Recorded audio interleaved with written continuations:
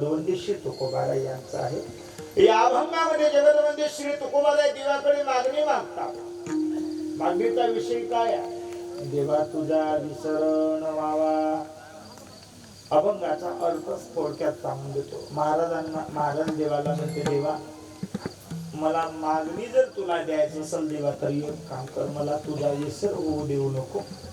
देवाने विचारलं तुकोबारायला, ठीक आहे तुकोबाराय, मी जर तुम्हाला माझा विसर होऊ दिला नाही तर मग काय? गुण गाईन आवडी, मी तुझ्या आवडीनं देवा भजन करील, गुणगान करील। देवाने पुन्हा विचारावं, जगद्गुरु तुकोबाराय, निष्ठे गुणगान केल्यानंतर जीवन संसार चालत नसतंय। परमार्थामध्ये चित्त, संसारामध्ये वित्त आणि शरीरामध्ये पित्त हे असल्याशिवाय तिन्ही गोष्टी यथार्थ होत नाही। संसारात जन्माला आलात म्हणजे तुम्हाला वित्ताशिवाय चालत नाही। आणि परमार्थ करायचा आहे तर परमार्थाची परीकाष्ठा म्हणजे मुक्ती आहे। तुकोबाराय म्हणतात, नाही नलगे, मुक्ती, धन, संपदा तुला द्यायचंच असेल देवा तर एक काम कर, संत संग दे सदा। तुकोबारायला देवानं म्हटलं, हरकत नाही, तसं तर मी ती देऊ इच्छित नाही तुम्हाला, कारण परमार्थ ही मुक्तीसाठी करायचा असतो, संसार संपत्तीसाठी करायचा असतो। असा कोणता मनुष्य तुमच्या गावात आहे का महाराज जन्माला आला आणि पैसा कमवायच्या भानगडीत नाही पडला? ज्या लेकरांना समजत नाही तेवढे जर सोडले तर सर्व पैसा कमावण्याच्या भानगडीत आहे।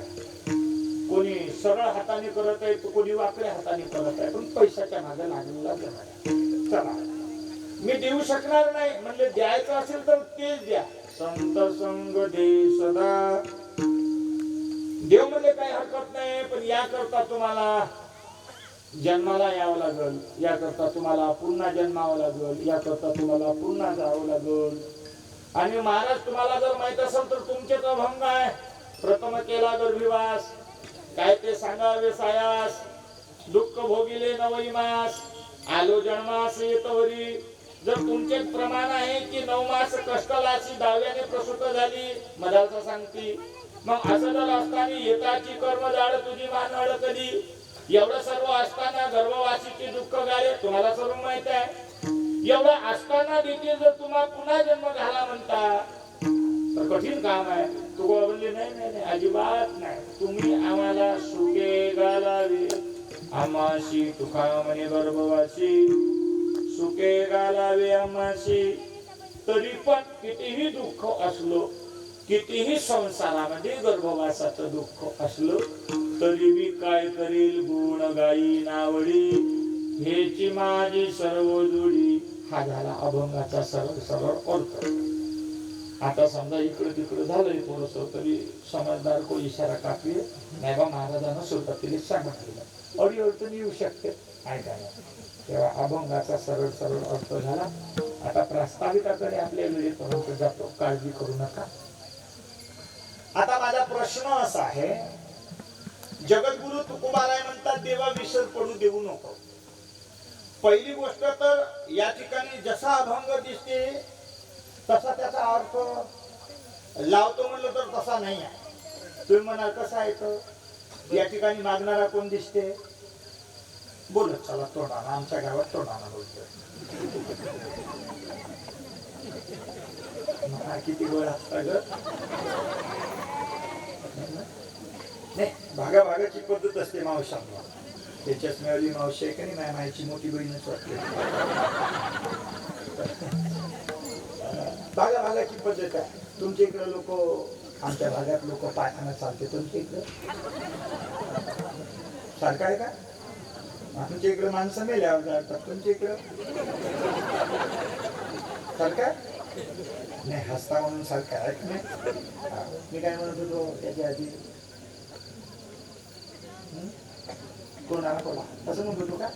नाही, तोंडानं बोला म्हणत होतो। तुकोबाराय का हो, देवाचा विसर पडू देऊ नका असे तुम्ही म्हणतात। मी प्रश्न करत असतो सुरुवातीला अभंग रचना करत असताना, नेहमी सवय पडली मला, देवाचा विसर जर पडला तर काय होईल महाराज? अभंगाचा अर्थ जसा आपण पाहतोय तसा नाही। तुम्ही म्हणाल कसं आहे मग या ठिकाणी मागणी मागणारं कोण दिसतंय तूच पाय म्हणा तूच सांग म्हणा बसलोय बरोबर आहे ना तुम्ही होत म्हणा ठीक बरोबरच म्हणजे मीच सांगतो मागणी मागणार कोण दिसते तुकाराम महाराज देणार कोण दिसते बरोबर अशी बोलली माणसं आम्हाला मोठा हरी गेलं कार नाही आणि मी तुम्हाला टाकूनच मिळलं असतं गावात मागणी मागणारा देव तुकोबारा दिसते बरोबर आहे मागणी मागणारे बोला बोला बोला मागणी मागणारे तुकोबारा आणि देणारे देव दिसते बरोबर आहे इथपर्यंत बरोबर आहे पण खरंच महाराज तुम्हाला असं वाटते का तुकोबारायनं मागितलं असं म्हणून काय बोलता म्हणा महाराज तुमच्या गोळ्या संपल्या का काय तुम्ही सांगत होते आता तुकोबाराई या भागात मागणी मागतात आता म्हटलं तुम्ही मागणी मागतात म्हणून आणि तुम्हीच म्हणतात खरं वाटते का तुम्हाला तुकोबाराई मागणी मागतात का अरे तुकोबारायचे प्रमाण आहे तुकोबाराय म्हणतात मागणारा माणूस त्याच्यासारखा म्हणजे कुठे तुम्ही समजून घेता काय काय मी असं का केलं का ते सांगण्यासारखं नाही असं समजायचं मागणारा माणूस हलकट मागणारा माणूस कमी दर्जाचा मागणारा माणूस म्हणजे हलका मागणारा माणूस कम कुवत असे तुकोबारायचे प्रमाण आहे उलट महाराज तर असे म्हणतात जो मागणारा माणूस असो त्याचा धिक्कार असतो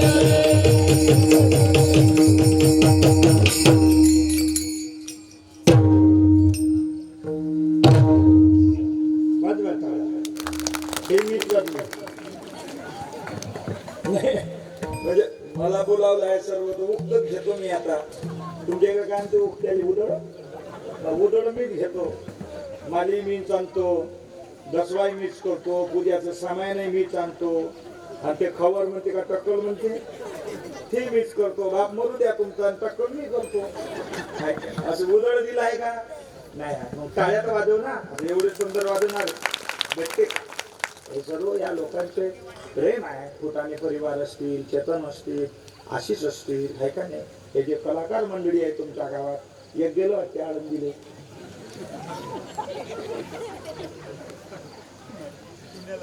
पुण्याला गेला तो आहे का नाही पुण्याला परीक्षा आहे त्याची पुण्याला गेला तो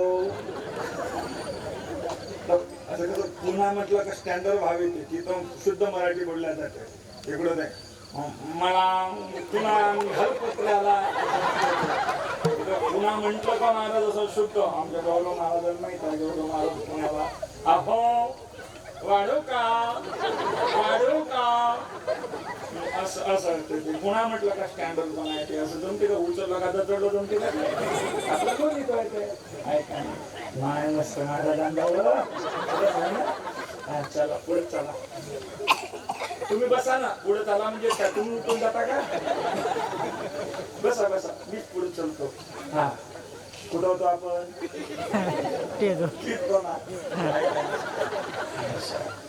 हात पसरी जिने ढोक्याचे अजून प्रमाण सांगतो भिक्षा पात्र आला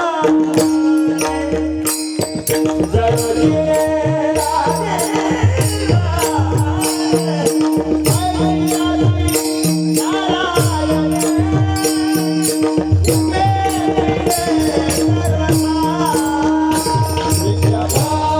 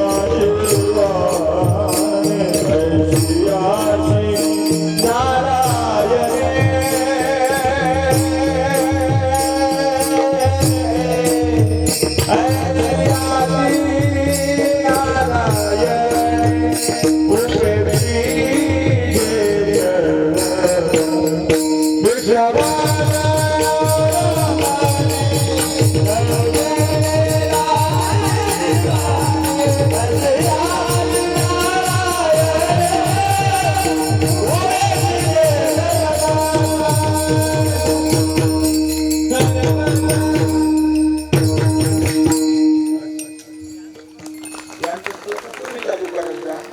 ऐका नाही